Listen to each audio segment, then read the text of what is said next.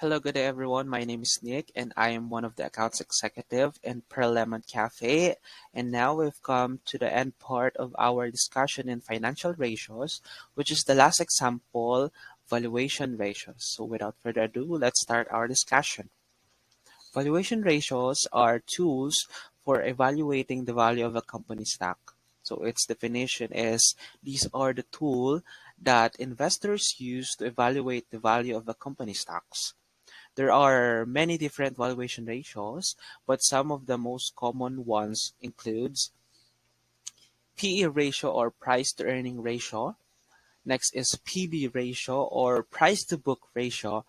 Next is dividend yield, and last one is earnings yield. These ratios can help determine whether a company's stock is overvalued or undervalued. So without further ado, let's start to our first example or first type of valuation ratio, which is the PE ratio. So it is calculated by dividing the price of stock by its EPS or earnings per share. The PE ratio tells you how much investors are willing to pay for each dollar of the company's earnings. A higher PE ratio may indicate that investors are expecting the company's earnings to grow in the future, while a lower PE ratio may indicate that the stock is undervalued.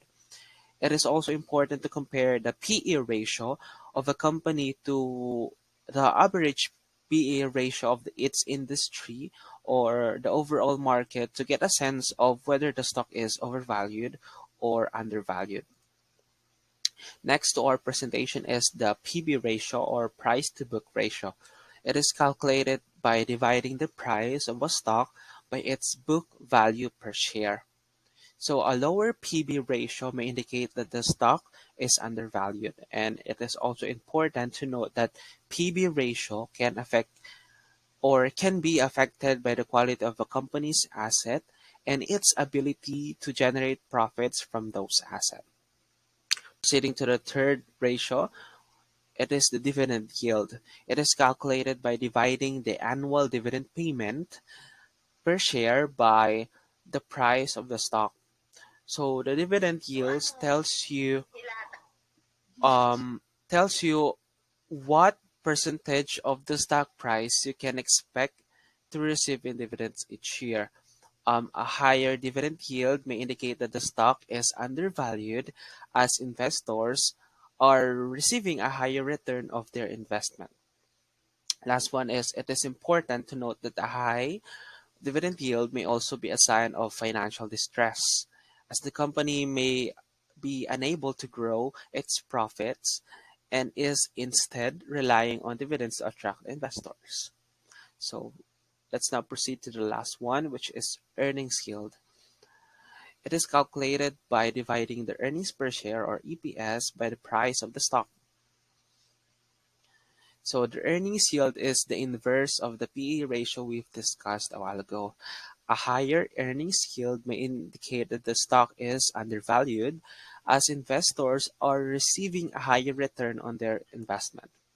It is important to compare the earnings yield of a company to the average earnings yield of its industry or overall market to get a sense of whether the stock is also overvalued or undervalued.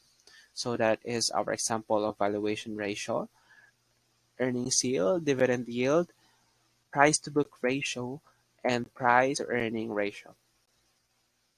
Conclude our presentation, it is important to note that the valuation ratios should not be used in isolation, but rather as a part of a broader analysis of a company's financial health and future prospects. Factors such as the company's growth potential, competitive advantage, and the risk profile should be always considered when evaluating a stock. Again, this is Nick and this is valuation ratio. I hope you like my video and see you to our next YouTube videos. Goodbye.